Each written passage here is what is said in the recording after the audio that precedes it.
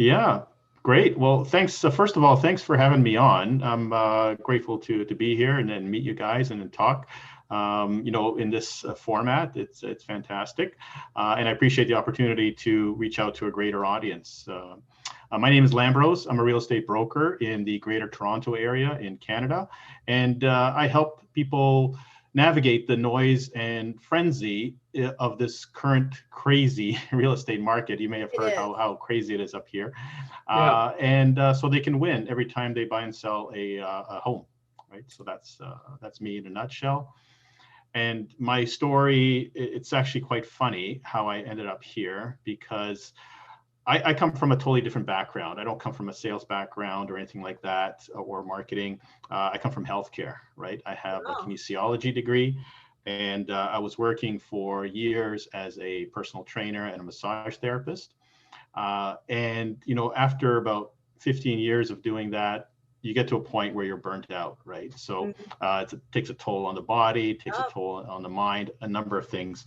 And plus, to be frank, you can't, you're not going to get rich doing massage therapy, right? So, and, we're not getting any younger either, right? So I had to think about retirement at some point. So real estate was always something that I enjoyed. It was something I was familiar with. My mother was in real estate, and we used to buy and sell properties, fix them up, rent them out, etc. So it was always something comfortable to me. It was always something, familiar to me. And I never perceived real estate as being a sales profession. I perceived it as being a service profession. That's because I was a service provider, right? I was helping people. I'm all about helping people. And that's the way I approached it. So I said, you know what, I'm going to go get my real estate license and help people buy and sell houses, right? Simple, right? So it was kind of a shock to me when I was taking the courses and then finding out that I had to refer to myself as a sales rep or a salesperson. I'm like, I don't want to be in sales. This is so not me, right? I'm an introvert by nature, so I don't like going out and selling stuff. So I said, I'm just going to approach it the same way I did my massage business, and just go out and provide a service and help people. And that's where I am today, 10 years later. Yeah. I love the background. One, kinesiology caught my ear. I was in sports psychology. Nice. And the only reason I didn't do kinesiology is because the university I went to didn't have that.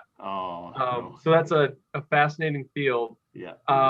But what I like the most about what you were saying is you are a service person, not a salesperson. Correct. I love that too.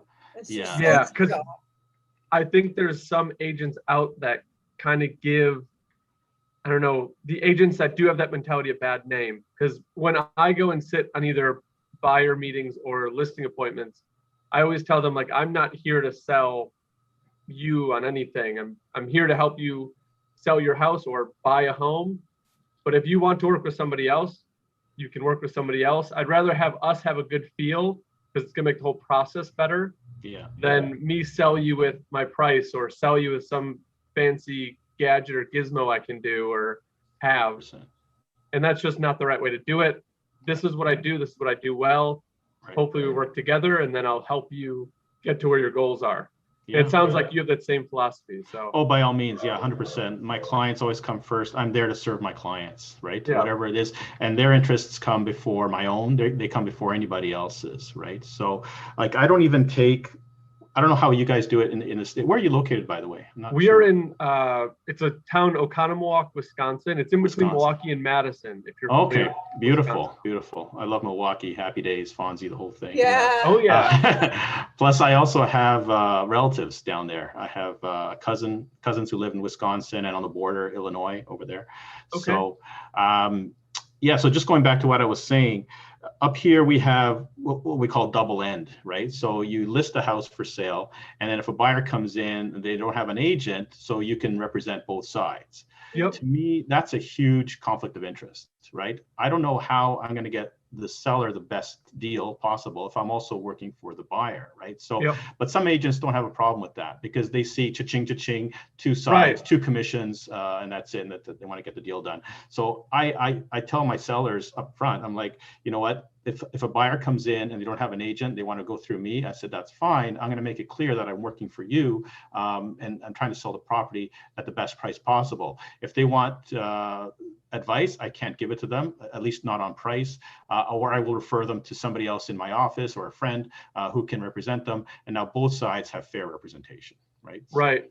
So, yeah, I will never do the dual agent. Personally, I won't do it. Yeah. If I'm somebody's agent, I'm working for them. I'll either give the other side a disclosure to customer, and that's one thing that down here I'm finding a lot of people don't know the nuances of it. Yes. Where like you're either a client or a customer. Explain that a little bit to the people who are like completely green.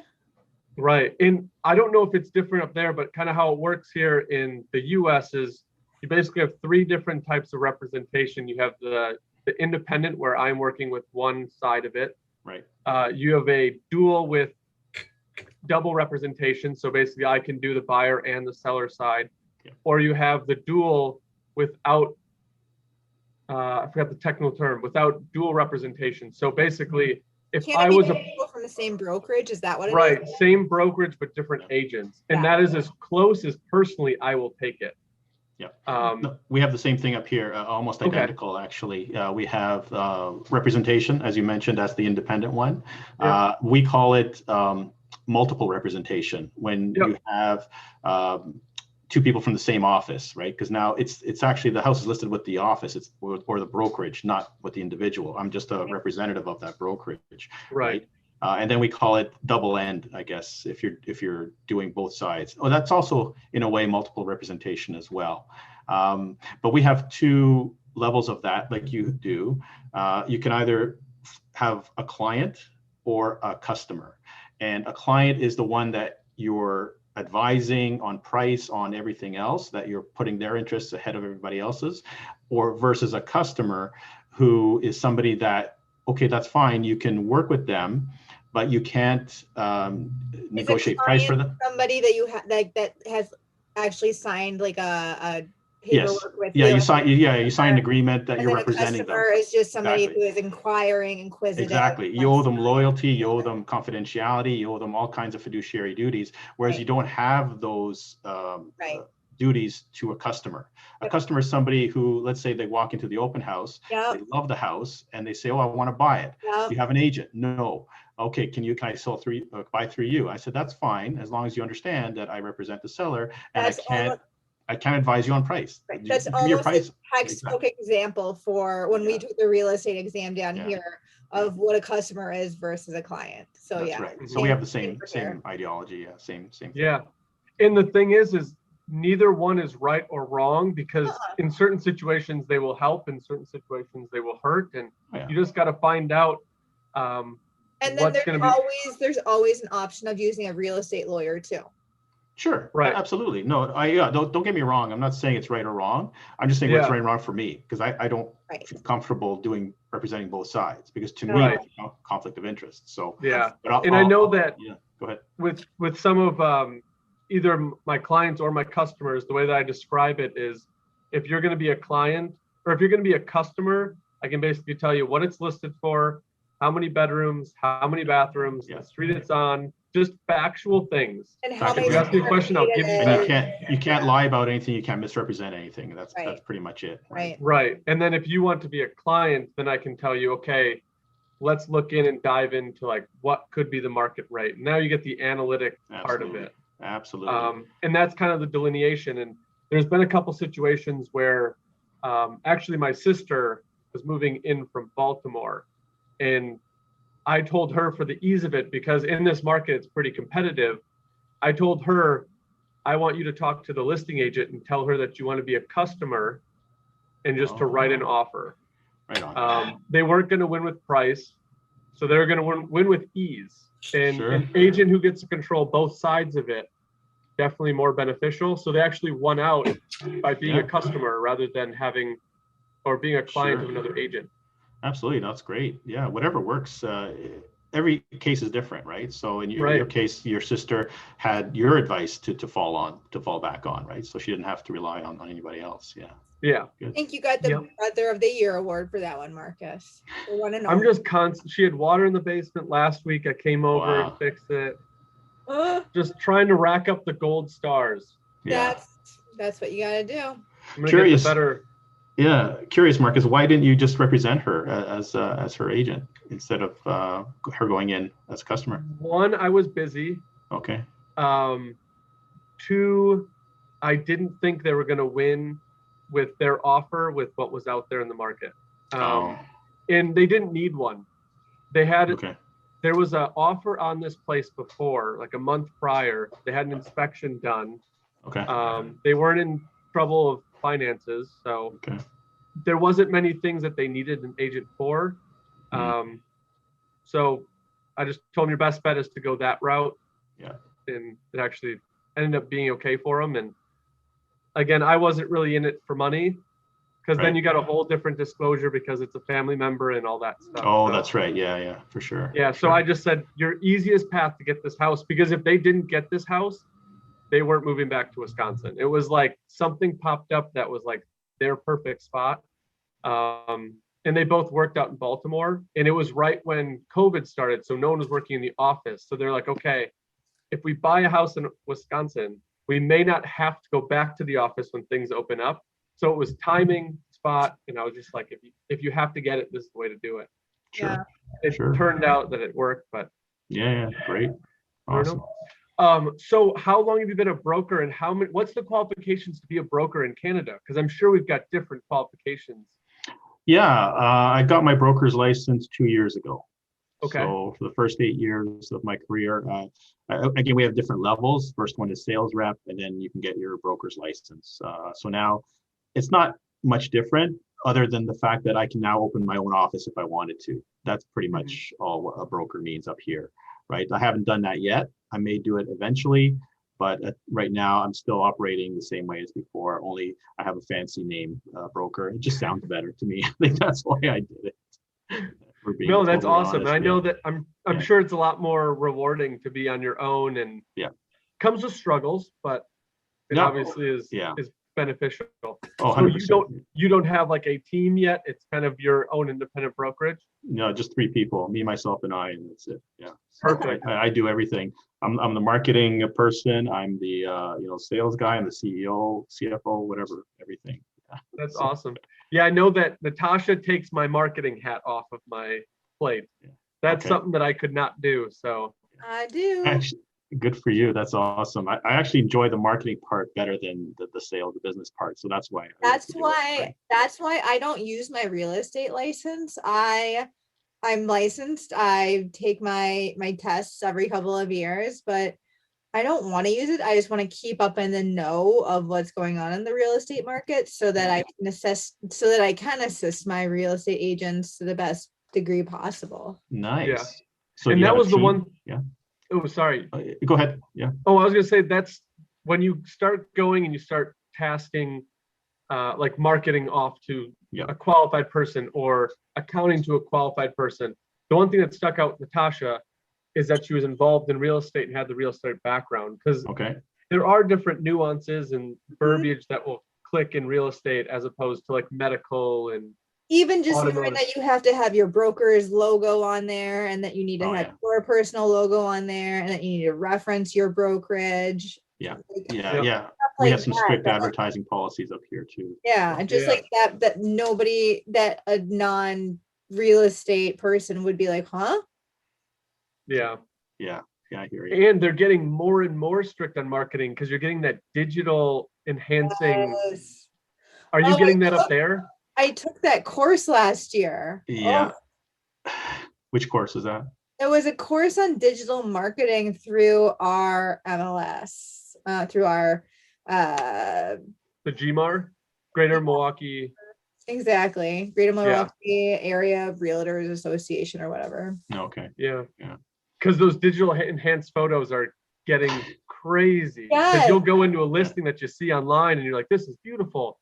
And then you go in and you're like, what We went to the wrong house. What are your thoughts on digital staging versus traditional staging? Like, so when you're walking in a house and all of a sudden you're like, but this was staged in the photo, why is it empty now? Yeah, I'm not a big fan of it. I've never used it personally. I prefer the real staging because just like you said, if somebody is so enamored by what they see in the photo and then they walk into the house and they're disappointed, it's not a good feeling. They're just going to walk out, right? Or there's no offer coming. I'd rather have it reverse. I'd rather have the pictures say, okay, this looks good. But then when they walk in, I want them to be wowed and like, oh my God, this looks even better in person. That's how you get offers, right? It's really hard for people who don't have the quote unquote the eye to be able to see past four walls and a door. Like when my husband and I bought the property out in Oregon, we knew that it was going to be a rental property, but it's almost like location was what drew us to it. And we're like, it's okay, it's fine, it's not beautiful, but I think we could make it what we want to make it in the future. But I feel like location is your first priority, and then the interior of your house should probably be the second. Oh, I couldn't agree more with that for sure. Yeah, and every house that I've bought as well for myself, and what I've advised to clients is, you can change the color of the walls, you can change the kitchen, you can even change the outside. You can even knock down walls. You can knock down walls. You can change it from, if you don't like the siding, you can change it or whatever, right? And you're gonna have to change the siding at some point in the future anyway. So exactly, you just can't change location, right? You can't take the house and put it somewhere else, right? So location has to come first. Yeah. So that's the second house my husband and I have bought based on location, because we love the like quaint quintessential downtown areas, and that's where our house is here. We're like 4 blocks from the beach, 2 blocks from the coffee shop. Oh, nice. And then that's kind of where we bought it in Oregon too. It's like 6 blocks from the wine bar, a block from a restaurant. So it's just like, we're set. Why Oregon? Why Oregon? Why Oregon? Yeah, you got family up there? No, well, technically, yes, I have a brother, but he's up in Portland. But we chose Oregon because my husband's been in the food and beverage industry for 25 years. And he's really been wanting to get into the wine industry. So he's kind of preparing himself now, currently working, selling commercial kitchen equipment for companies to really get a feel for and prepare himself to be in the wine industry in 10 years. Cool. Okay, cool. Yeah, that's cool. Awesome. Well, with all this talk on location, what location are you in Canada specifically? Well, you've heard of Toronto, right? Yep. Yeah. So there's a little suburb right outside of, just to the west of Toronto. It's called Mississauga. Have you heard of that? Nope. Have not. No. Okay. It's we've got about maybe 800,000+ people, and I mean Toronto proper is probably just under 3 million people, and then we belong into the greater community. It's called the Greater Toronto Area, or GTA. You may have heard of GTA. Which is about 6 million people altogether. So you've got Toronto in the middle, and you've got all these little suburbs all around it. And I'm in one of them called Mississauga, right? So that's where I do most of my business. But I mean, to the north is Brampton, to the west is Oakville. I go into Toronto occasionally as well. So I'll spread out into a radius. And then do you focus on mostly single family homes, or do you do duplexes, triplexes, apartments? It doesn't matter. It doesn't matter really. I'll do open opportunity. Whatever my client needs to be sold, I'll sell it. It could be a condo. It could be, a single family home, like you mentioned. It could be an investment property, a duplex. I've sold. Have you done much in the commercial sector, or do you kind of try to stay away from that? Well, I've dabbled in the commercial. I've done a few commercial leases, but I don't do much commercial. I can do it if my client wants me to do it. If it's something I can handle, I'll do it. But it's about 85% residential that I do. Yeah. Commercial is just not as fun. Yeah, it's a different element. You're absolutely right. There's less emotion involved. So sometimes it's good though. Sometimes it's good. I had my own brick and mortar commercial business for almost 10 years. Okay. And it's just it can be more emotional than buying a house at times, depending on if your livelihood is dependent upon the commercial situation. Yeah. Right.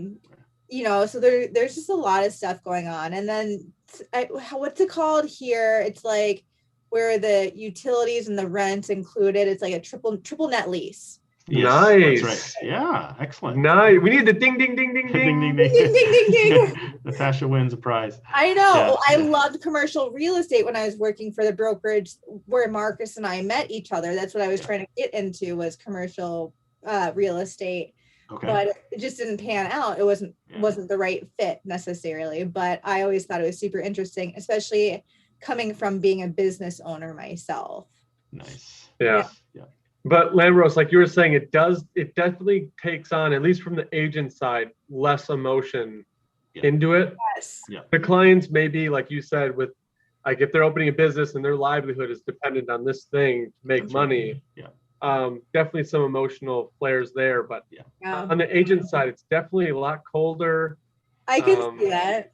And it's like a wild, wild west. There's like very little rules and. Really? I would think there'd be more rules. No, it's funny. Yeah, it's funny you mentioned Wild West, because that's the nickname we have for Brampton. I mentioned Brampton, which is just to the north of me. Yeah. So, we call it the Wild West there. Do you think there are no rules? Yeah. Do you think there are less rules here in like the Oconomowoc area for commercial real estate? Because I definitely don't. No, I think commercial in general is all gonna be the same. I think it's because I think it's zoning, zoning kind of that we need to refer to then with the commercial real estate, because I think zoning is what really can put Hampner just with a lot of difficulty in finding the correct property in your real estate. Yeah. And at least from what I've seen around here and heard, because I don't do much commercial anymore, I stick to basically residential, but on the commercial side, there's always like questions on who produced the buyer and is that broker going to pay the other one? Do they legally have to? Are they going to? Really? Yeah, it's not as cut and dry, I guess, as what they're making the residential side. Okay. Yeah, interesting. I don't want to make it seem like everybody in the commercial space is just trying to like screw somebody else over. It's not like that, but there's just less. I don't know. It just feels like it's a lot looser of rules on that. Interesting. Yeah, that's an interesting take on it. Not sure if I have experienced that. I always thought it was the opposite. There's just so many more rules and procedures you have to follow. Yeah. Wow. Yeah, I mean, well, I didn't use a broker when I purchased, or when I didn't purchase. I rented my commercial real estate. Okay. But it was a headache. But we also had to go through the whole loan process and the whole permitting process. So there was a lot of regulations and hoops to jump through in order to be able to open. So yeah, that stuff. There's definitely more, like the operation of it. Definitely more rules. Yeah, like the operation of a building. So much more rules. So then it's almost like it almost makes you more tense about purchasing a property, because you're like, if I can't get through the red tape of being able to open, then how am I supposed to commit to a building? Right. Exactly. Right. It's like the teeter-totter of the two, and it's just like, which one wins? Yep. The good thing is there's less. The good thing is there's less pressure on there. I mean, our market is so hot up here. I mean, I don't know how hot it is in Wisconsin, but here we used to see like 20 offers on a regular basis. If a house came on the market, it would sell a day later with 20 offers on it, right? So you had to act really fast to get in there with your buyer and bid 100, sometimes 200 or 300,000 over the asking price in order to get it. Oh. I've been reading articles on that, and because I work for a real estate agent on Oregon, and I've been reading or Seattle, and I've been reading about the $100,000 and $200,000 over asking price offers. And I was disgusted when I had to put a $5,000 above asking price offer when there were no other offers on the table. I was like, what? Because we gave them, like, I think we offered $5,000 below asking just because we knew work needed to be done. And they were like, is that your best and final offer? And we're like, apparently not. Like, well, they have to ask that question, right? It was just one of those things where we were like, okay, well, I guess we really want the properties, so Well, at least you got it. I mean, 5,000 over the long term. I mean, I'm Oh sure my gosh, mortgage it's did, right? It's nothing. nothing, right? And it's nothing because then they gave us back $5,000 for repairs. So we're like, oh, okay, we're even. Yeah, I know. I mean, I've had before the market went nuts, I had clients walk away for $1,000. Like they didn't want to go up 1,000. You know, the sellers didn't want to come down 1,000. I'm like, guys, what are we doing here? $1,000. Like, come on, I'll give it. Do you feel like what we're in right now, do you feel like this is a bubble for you personally, or do you feel like it's going to come up a little bit and it'll go down just slightly, but it'll kind of stay even? No, that's a great question, and I'm glad you asked that because everybody has their own take on it. And you hear, if you look at the news articles, they're all saying we're in a bubble. Toronto is the most expensive market. Like maybe even, now I think they said it's overvalued even more than Los Angeles and New York, right? Whoa. So we're like really overvalued, but that's coming from, you know, global sources, right? They don't understand the Toronto market here.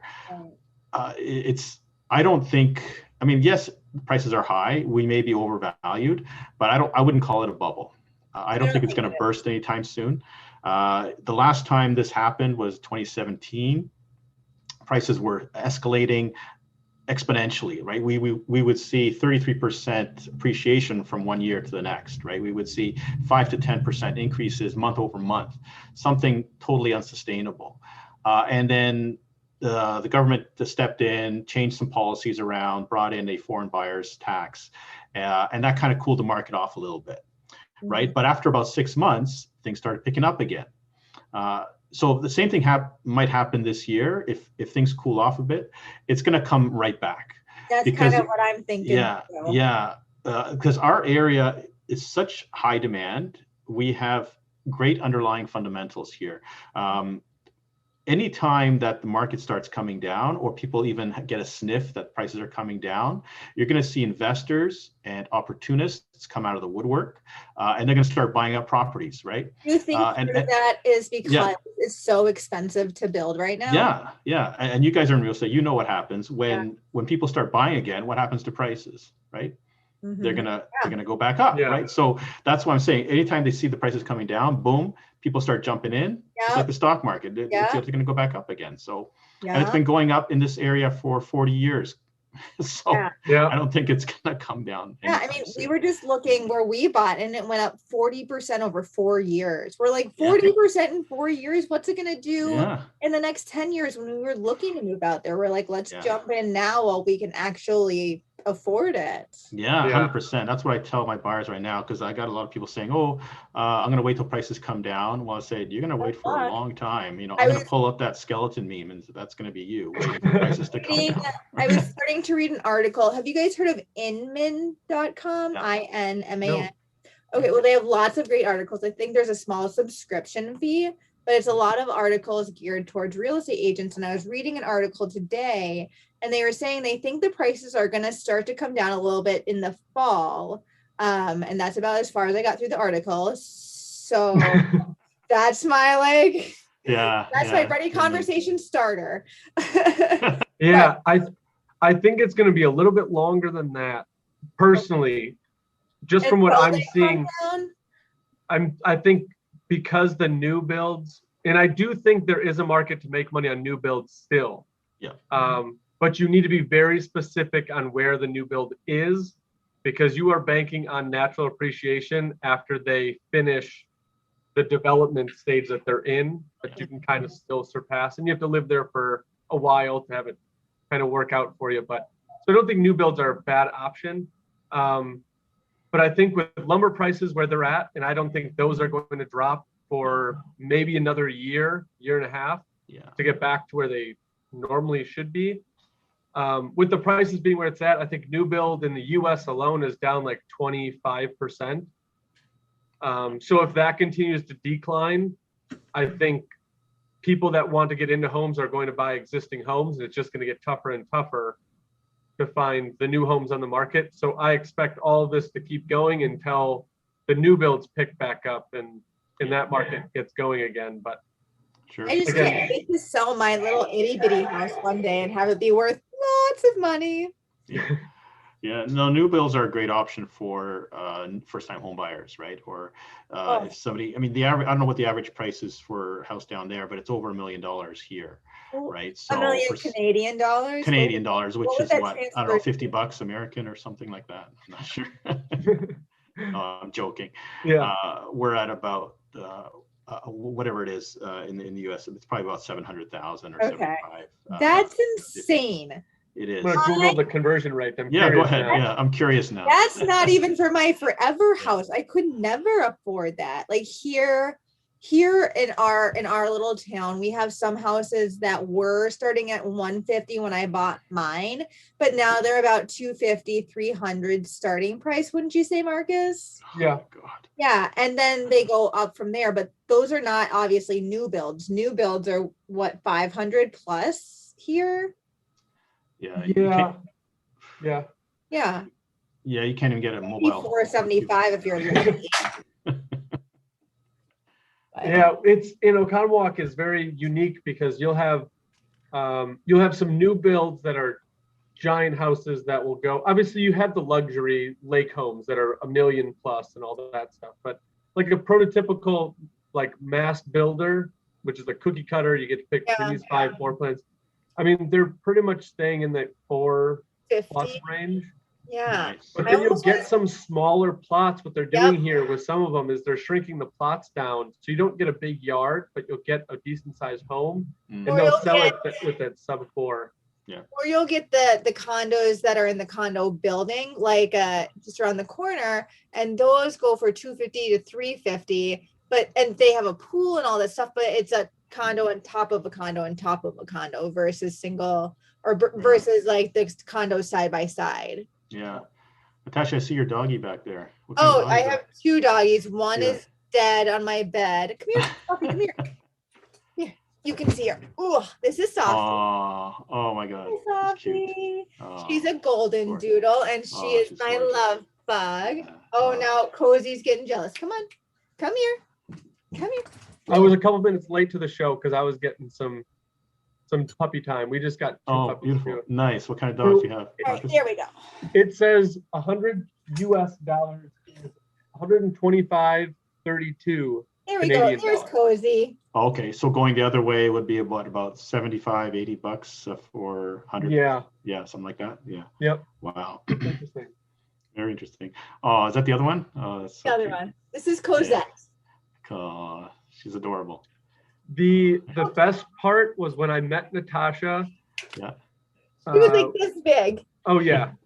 We were sitting in a meeting and I would hold the puppy in my hands, and now it's huge. Yeah. Now she's massive, and she's a Dr. Seuss character brought to life, basically. She looks like one. Yeah. That's awesome. Yeah. They're adorable. That's Thank awesome. you. God bless them. Appreciate that. Yeah. A couple weeks ago, we did have a jump start on the Canadian real estate Yes, market I was because just going to mention that, Janelle. we had an agent who was in Toronto on our show. Yes, you sent me the link. I actually I watched some of that. Yeah, she specifically does condos. Like that is where she's at. And I didn't know that was a big enough market in the Toronto area, but apparently that is huge. It is huge, especially downtown where she is. I think she said she's right downtown, and she does condos. So yeah, it's mostly condos down there. It's all high rise. It's just that's the whole market down there. I try to stay away from that. I'm not a fan of downtown because you have to walk everywhere. You can't park anywhere, or it costs you like $30-$40 to park somewhere. So it's just ridiculous. Yeah, because I'm in the suburbs, so I prefer to stay out there. Yeah. Gotcha. I'm the same way. The last time I looked at a place in Milwaukee was with Natasha. I know. She brought me down there. Otherwise, I stay clear. Yeah. My husband used to live in downtown Milwaukee, and I used to live in downtown Baltimore, and we both love the city life. And so we are desperately missing it. We're either going to get a place in Milwaukee, or we'll get one out in like Portland, just to have as like a getaway for the weekend. Nice. I just love going to musicals and operas and out to dinner and like all the fancy smancy stuff. Cool. Yeah, Marcus, if you want to get a better feel for the Toronto condo market, just Google pictures from about 20 years ago of the downtown skyline, Toronto skyline versus today. And you'll see the huge difference. it's become, even in the last 20 years, all these condo buildings have gone up. So it's just it's insane. Look at Marcus Right Googling on his computer I right have two now. computers now. I can do this. There you go. You're totally making a nerd out right now. You do realize. You'd be surprised how many times I get done with the show and I've got notes written down that I can then go and Google all of these things because I'm so curious about them. Yeah, sure. Go for it. And I just try to keep him in line at some point. What we're gonna do is we're gonna post 2 side-by-side Toronto pictures. Yeah, do it. Post it. You can share a screen, can you? You can put it up. Natasha, do you know how to share screens on that one? Otherwise, we can put it in the show notes.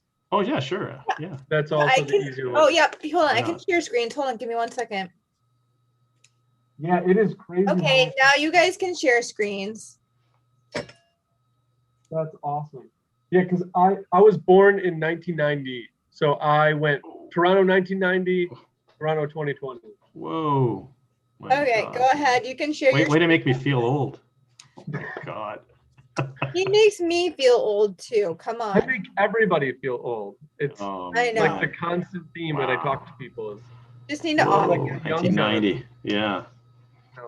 Jeez. We had who was it? We had somebody start their real estate career when I graduated elementary school.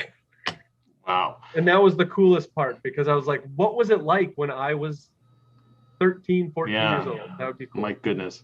I've got t-shirts older than you, Marcus. My God. It is really cool though. I've done like the real estate memory lane kind of thing. Yeah. I was like, all right, my grandparents' house. Let me look at that. And I went back and I looked at their listing and how they described it and all that. I looked at my house that was sold when the one that I lived in as a kid, and I went through and I was like, that's the pictures they took? Who is this agent? I actually knew the agent. I could never do that. I would cry my eyes out. Like there's not a bone in my body that wants to do any of that. It was super cool because I had like this really cheesy sports wallpaper. Okay, yeah. And I was like, oh, that's my room. And I got to see like how it was. So like the memory lane stuff is kind of cool. But yeah. I like doing that too, actually. Yeah. That's the stuff that I like. We had a guest on, it might have been a month and a half ago, but no, he was a lender. And I was asking him, all right, now compare and contrast today's market from the 2008, 2009 bubble that actually was. A bubble. Yeah, that was the bubble, yeah.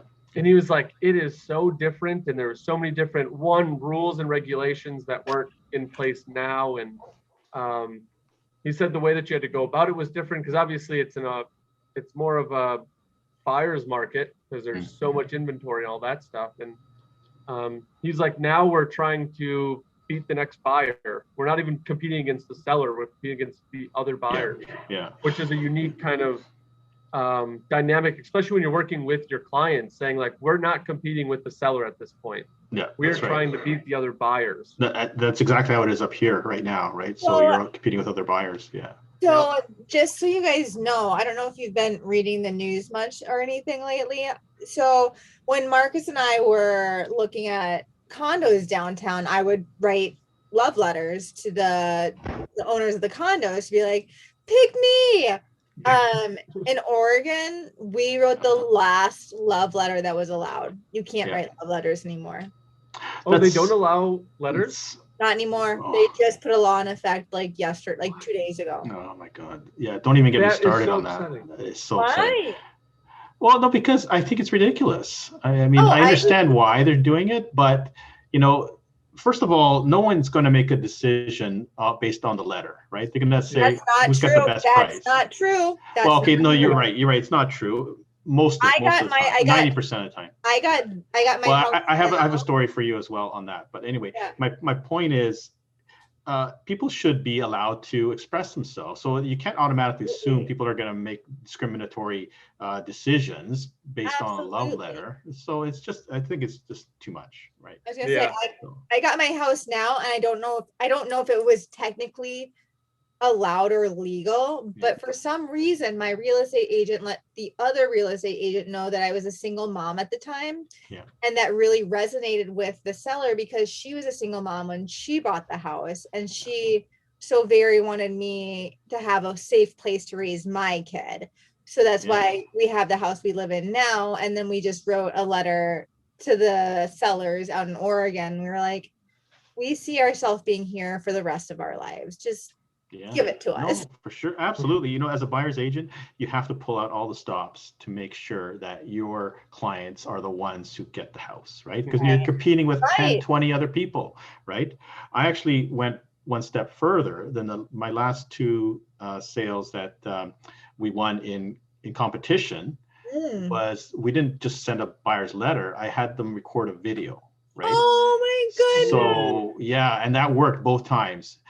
Even though, to your point, Natasha, we didn't have the highest price. The one was like, at least, I don't even know how much higher it was, but it worked because of the video. It was such an emotional, impactful video that my clients put out there. They were a young couple moving from downtown Toronto to Mississauga. They were expecting a baby, blah, blah, blah, you know, and they really tugged on the heartstrings of the seller. So, and we weren't the highest offer, but we still got it. I was gonna say, we weren't the highest offer on the first offer here and where we live now. I think we might have been, we were very close on the one out in Oregon, but it was just like that little piece of yourself that you're offering up to the person whom you're trying to say, we want to continue either the legacy of the house or continue the tradition of the house, and we're not going to destroy it. Exactly. I think makes people feel a lot better about, hey, I want you to continue the legacy. Yeah, for sure. Hopefully our listeners wrote that little tip down. I love that video idea, especially how people are taking information. It is videos. Yeah. And now in the day and age of everything being so in your face and so like visual, how can you not allow something like that? Absolutely. You know, I mean, that's where we get all of our daily information is, you know, Snapchat, Instagram, Twitter, like all the really quick little snippets of information. That's how we get it. Yeah, no, for sure. And it's one thing to read words on a paper. It's another to see actual faces on your screen. Yep, you know, we made sure to include a picture of our family in it. Exactly. There you go. Yeah, nice. Yeah, for sure. Yeah. I'm just waiting to put in my first offer on a house through Facebook. Oh my God. God. For that to come. You know you're going to end up doing that at some point. That's the scary part. Yeah. Oh, man. Facebook.realtor.com is what they're going to get into real estate now? Oh, first it was Amazon, now Facebook. Gosh. But we have one last question for you. Okay. So we have more. We have time for one more. We have time for one more, but we would love to have you back on for a second session because I'd love to be back on. Thank you. This was fun. But the one question that I get to end with for our first episode is, what has been your favorite DIY project or just your favorite project in general in any of your houses that you've dealt with? Oh, wow. You know what? Before I got my real estate license, I bought this house. It was a power sale. So, and we didn't know whether it was a grow op or anything else in there, right? The bank had no information. It was a bank sale. And what did you call it? A grow op. They used to grow cannabis in there, or. Oh, I gotcha. What do you guys call it? You call it something else? I didn't know if you were talking about like a foreclosure type process. Yeah, it was a foreclosure, so to speak, right? Power of sale. I think maybe that's what. That was the one that I that was the word. Know. Okay, so. Okay. Were they legally allowed to grow cannabis, or they just no. Okay.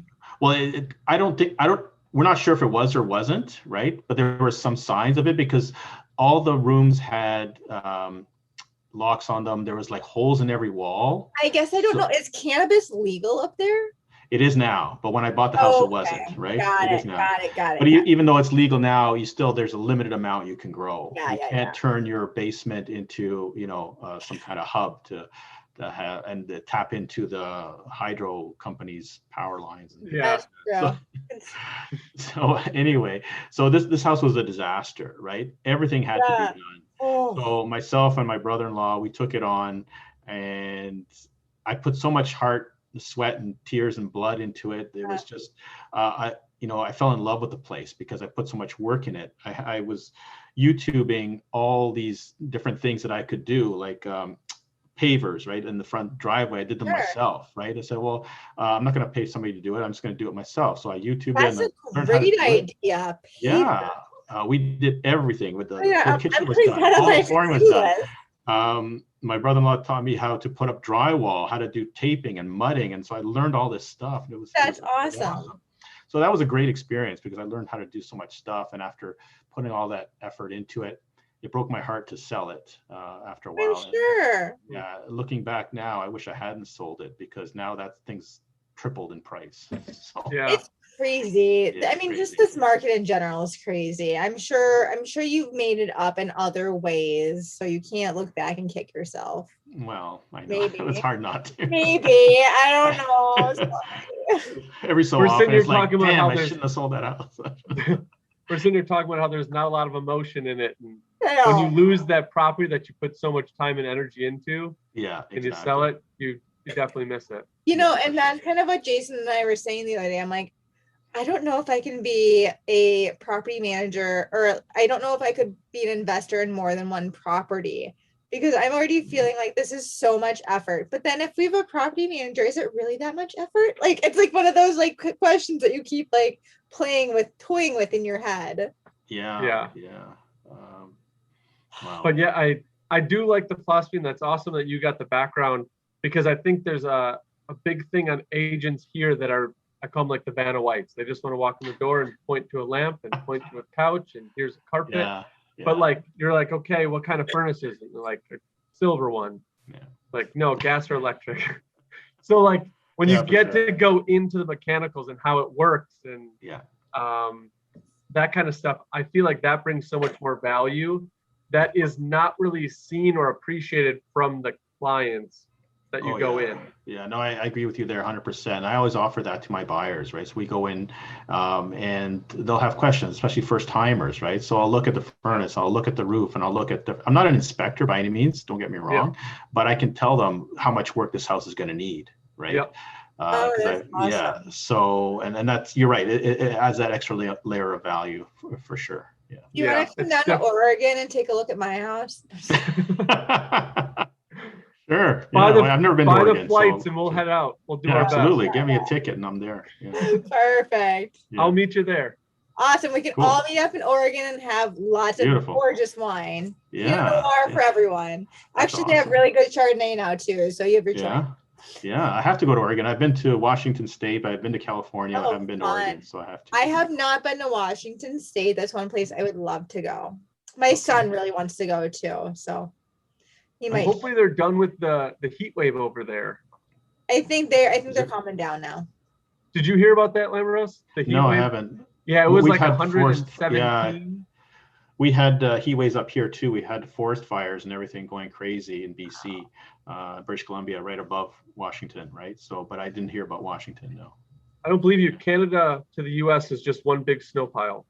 So I don't know. Have forest fires. I don't know if it got up far in Seattle. I know is very prevalent in Oregon and at least lower parts of Seattle. Right on. When I feel bad, I think Toronto has accepted the air conditioner. I feel like Seattle and Washington, Oregon, they just don't have AC. Don't. So during this heat wave, they're just sitting there. And I remember I worked for a company that was based out of Seattle. We went to Washington University for our clinic. Okay. And we stayed in one of the dorms. Wow. The only thing air conditioned was the lobby. So when it was 95 in the middle of summer, I slept in the lobby because my room was just a sweaty sauna. We're getting those, what are they called? They're split units, I think they're called, when they're like put into the wall. Like a window unit or something? No, it's not a window unit. They're actually installed into the wall, and then they'll bust out cold air that way. I think it's called a split unit. Maybe look it up. It could be. Yeah. They do make them. I actually have it wired for my attic to put one of those Yes, in. that's wow. exactly what we are looking at for when we do move out there, because we're like, we're from Wisconsin. We're not going anywhere without air conditioning. And do you guys have basements out there? Because I know some US really. That's so bizarre to me. Everybody has a basement here. I have a crawl space, and our house in Oregon too has a crawl space, no basement. Wow. So the one thing that kind of, it's really weird because it's all pockets. So where we are in Oconomowoc, we're surrounded by lakes. Okay. So what we have is trouble with the water level or the water table. Oh, so some streets and some blocks you can't have a basement because the flooding. The water level is too high to actually dig in. So you basically get a crawl space. Some are just on a slab because you can't go anywhere.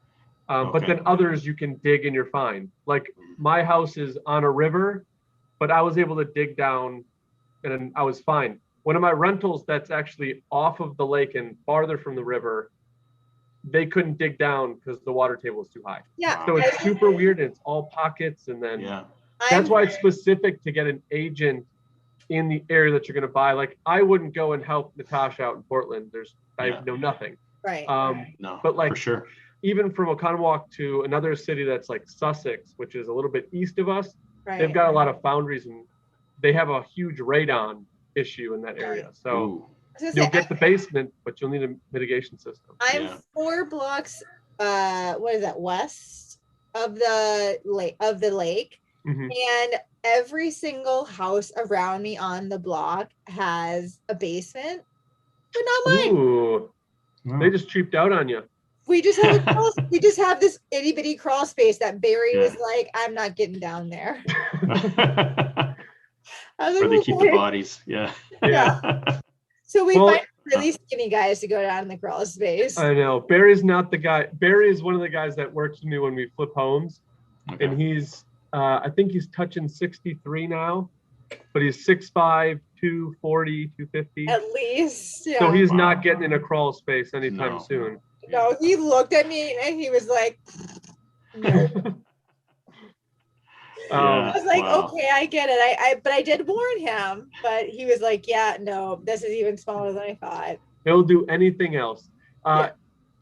He's a guy that's been through like commercial and residential. So he's a wealth of knowledge knowing he's telling stories about what he did at Lambeau Field when he was building that. Oh, nice. Yeah. And then he goes into the little single family home that he remodeled the kitchen for. So he's worked through the heavy stuff and the light stuff, and it's just cool.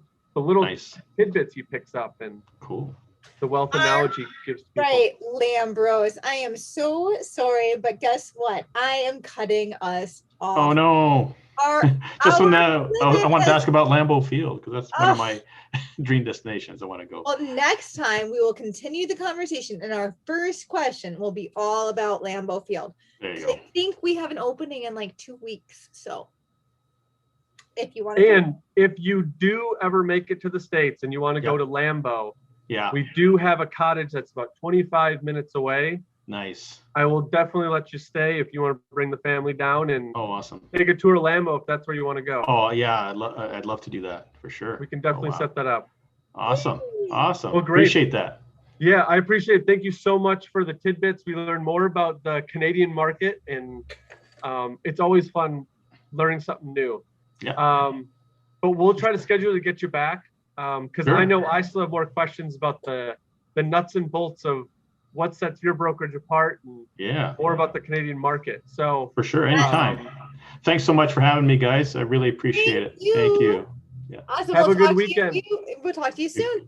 You bet. You too. Bye, everybody. See ya.